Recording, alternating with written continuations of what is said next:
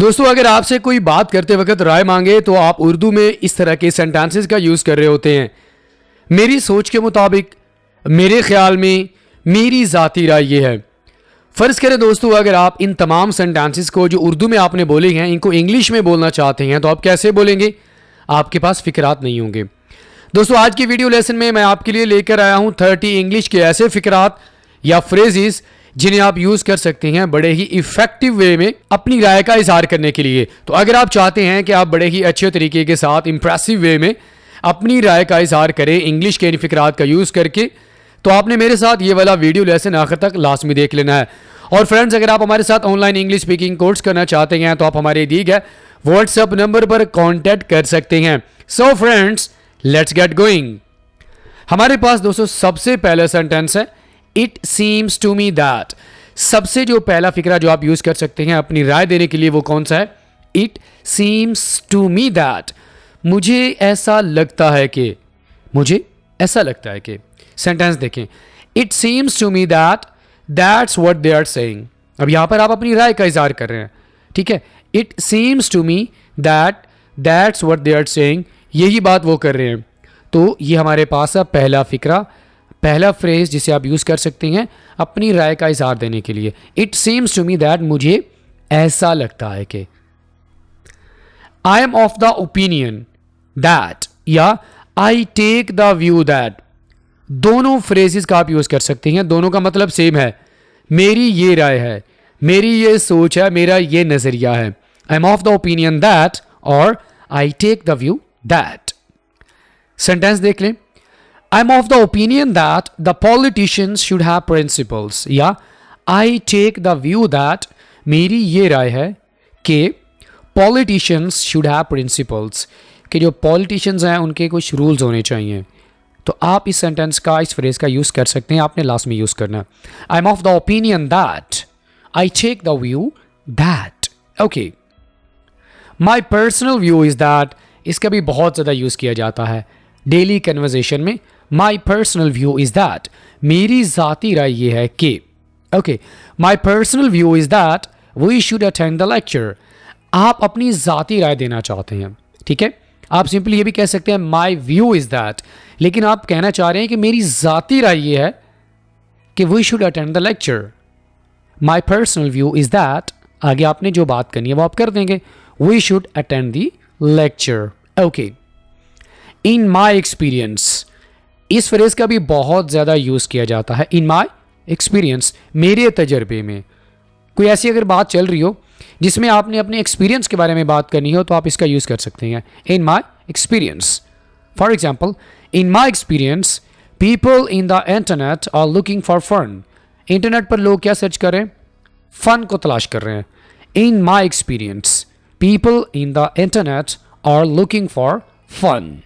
As far as I understand, this is a very beautiful phrase जो कि आपने last में यूज़ करना है अपनी राय का इजहार करने के लिए।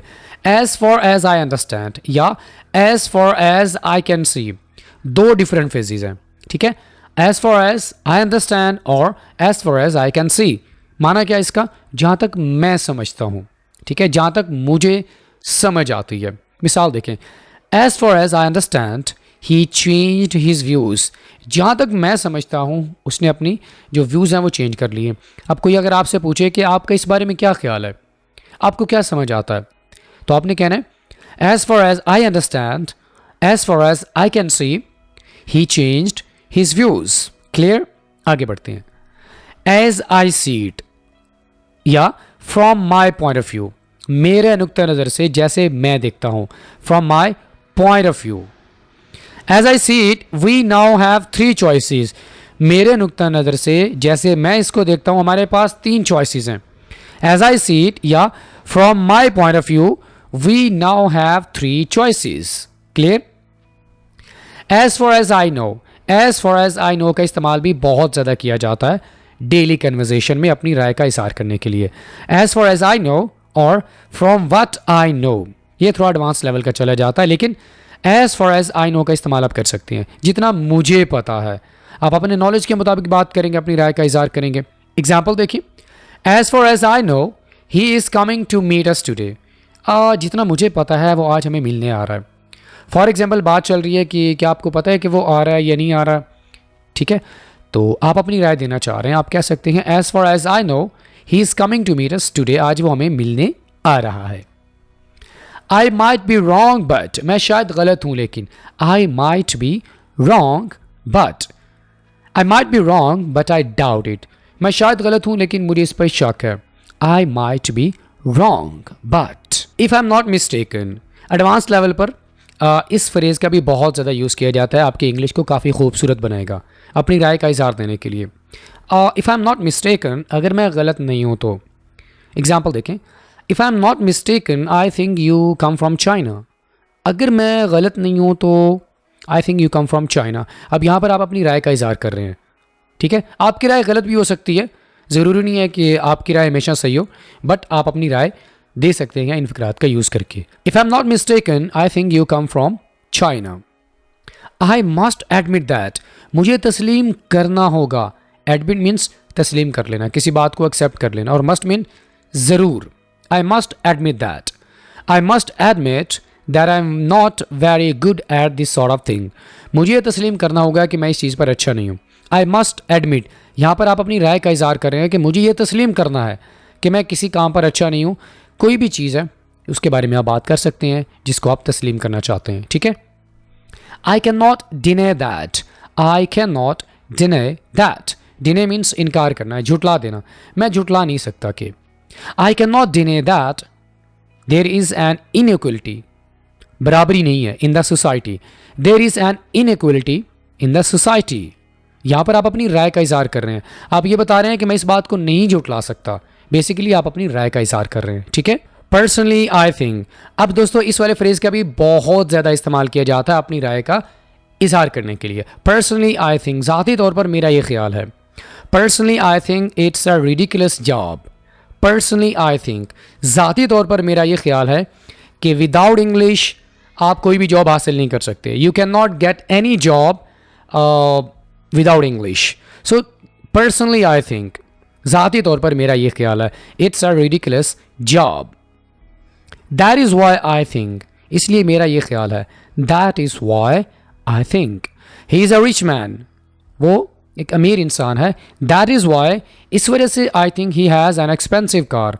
यहाँ पर आप अपनी वजह बता रहे हैं, आप राय का इजहार कर रहे हैं। I think he has an expensive car. I am not sure, I am not certain, दोनों में से आप कोई भी वर्ड यूज़ कर सकते हैं। आई am not sure, I am not certain, आगे आपने बट का इस्तेमाल करना है, ठीक है। मुझे यकीन नहीं है लेकिन, आई एम नॉट श्योर और I am not certain but. Example देखें, I am not sure but I think the meeting is scheduled for tomorrow. मुझे यकीन नहीं है लेकिन मेरा ख्याल है कि जो मीटिंग है वो कल होगी। आई think the meeting is scheduled for tomorrow. Clear? I am not convinced that, convince means कायल करना, किसी को मनाना। आई एम नॉट कन्विंस्ड दैट, मैं नहीं मानता कि, I am not convinced that, मैं नहीं मानता। मिसाल देखिए, आई am not convinced that Imran Khan will become PM. अब अगर बात चल रही है सियासत पर तो आप अपनी राय का इजहार कर सकते हैं। आप ये बता सकते हैं, आई am not convinced that Imran Khan will become PM, कि इमरान खान प्राइम मिनिस्टर बनेगा। दिस इज़ योर ओपिनियन, जो कि आप इस सेंटेंस का यूज़ करके बता सकते हैं। I have no opinion in this matter, ये कंप्लीट सेंटेंस है जिसका आप यूज़ कर सकते हैं कि इस बारे में मेरी कोई राय नहीं है। I have no opinion in this matter. कोई आपसे कहे यार आपकी क्या राय इस बारे में, तो आप कहते हैं well I have no opinion in this matter. Example देखें, I have no opinion in this matter because it is related to politics. अगर आपको पॉलिटिक्स अच्छी नहीं लगती तो आप सिंपली कहते हैं I have no opinion in this matter. I can imagine that, मैं ये गुमान कर सकता हूँ कि, I can imagine that, I can imagine that he'll pay the loan. I can imagine that he'll pay the loan. वो कर्जा पे करेगा, अदा करेगा। I can imagine that. If you ask me, अगर मैं आपको मशवरा दूं दोस्तों, आपने इस वाले फ्रेज का बहुत ज़्यादा यूज़ करना है अपनी इंग्लिश को बेहतर बनाने के लिए, इम्प्रेसिव और इफ़ेक्टिव बनाने के लिए, ठीक है। बजाय इसके कि आप किसी और सेंटेंस का यूज़ करें, आपने ये वाला यूज़ करना है। If you ask me, that's my favourite one. अगर आप मुझसे पूछें, अगर आप मेरी राय पूछें, for example, if you ask me it's just an excuse for laziness, If you ask me, you can learn English easily through quotes. If you ask me, it's just an excuse for laziness. So if you ask me, I have no doubt that, doubt means शक, I have no doubt that, मुझे कोई शक नहीं है कि, I have no doubt that he'll dismiss me. अगर यहाँ पर बात चल रही हो, फॉर एग्जाम्पल बॉस है, उसने कुछ एम्प्लॉयज़ हैं उनको नौकरी से निकालना है, तो अगर आप अपनी राय देना चाहते हैं, अपने बारे में बात करना चाहते हैं, तो वहाँ पर आप ये कह सकते हैं, well I have no doubt that he will dismiss me, मुझे कोई शक नहीं है कि वो मुझे डिसमिस कर देगा. I have no doubt that. The fact is that, इस सेंटेंस का, इस फ्रेज़ का भी बहुत ज़्यादा यूज़ किया जाता है. द फैक्ट इज़ दैट, हकीकत ये है, जब आप किसी भी बात को फैक्चुअल वे में डिस्क्राइब करना चाहते हैं तो आपने इसका यूज़ करना है, the fact is that. The fact is that exams will not held this year, इस साल एग्जाम नहीं होंगे. The fact is that. The main point is that, इस फ्रेज़ का भी बहुत ज़्यादा यूज़ किया जाता है. दोस्तों हमारे पास कुछ ऐसे फ्रेजेस हैं जिनका डेली रूटीन में बहुत ज़्यादा यूज़ किया जाता है, लेकिन हमारा जो फोकस होता है वो एक ही सेंटेंस पे होता है. तो मैं आपको रेकमेंड कर रहा हूँ कि आप मुख्तलिफ जो फ्रेजेस हैं, जैसा कि if you ask me, personally I believe, personally I think, my point of view is that, या the main point is that, आप इनको अपने माइंड में रखें ताकि आप डिफरेंट सिचुएशंस में एक फ्रेज़ के बजाय आप मुख्तलिफ फ्रेजेस का यूज़ कर सकें. ठीक है. The main point is that, असल बात यह है कि the main point is that there is no respect for servants. This is your opinion, यहाँ पर आपकी ये राय है. The main point is that there is no respect for servants. This proves that, इससे ये साबित होता है कि, this is your opinion, this is another sentence. ठीक है. This proves that he is not as sincere friend. It is clear that, ये वाज़ेह है कि, it is clear that, it is clear that our exam will not postpone. postpone आर्जी तौर पर उनको cancel हो जाना. ठीक है. our exam will not postpone. it is clear that. there is no doubt that. there is no doubt that. कोई शक नहीं है कि, there is no doubt that he is such a gentleman. to me, मेरे मुताबिक, ये short सा phrase है जिसे आप यूज़ कर सकते हैं. इसका माना क्या होता है? मेरे मुताबिक. to me, अपनी राय देने के लिए. To me, maintaining a healthy diet is very important. To me, maintaining a healthy diet is important. To me, कोई भी आप अपनी बात करना चाहते हैं, अपनी राय देना चाहते हैं, तो आप सिंपली इन दो वर्ड्स का यूज़ कर सकते हैं. To me, Pakistan can not win against England. Pakistan England के खिलाफ नहीं जीत सकता. तो आप अपनी राय देने के लिए, ये बताने के लिए कि मेरे मुताबिक ये काम नहीं हो सकता, ठीक है, तो आप टू मी का इस्तेमाल भी कर सकते हैं. ऑलराइट फ्रेंड्स, इसी के साथ ही आज का हमारा ये वीडियो लेसन यहीं पे मुकम्मल हुआ. वीडियो लेसन अगर आपको अच्छा लगा हो तो लाइक करें, अपना फीडबैक आपने लाजमी देना है. अगर आपने हमारे चैनल को सब्सक्राइब नहीं किया तो हमारे चैनल को लाजमी सब्सक्राइब करें. Friends, I will see you in the next video. Till then, अल्लाह हाफिज़.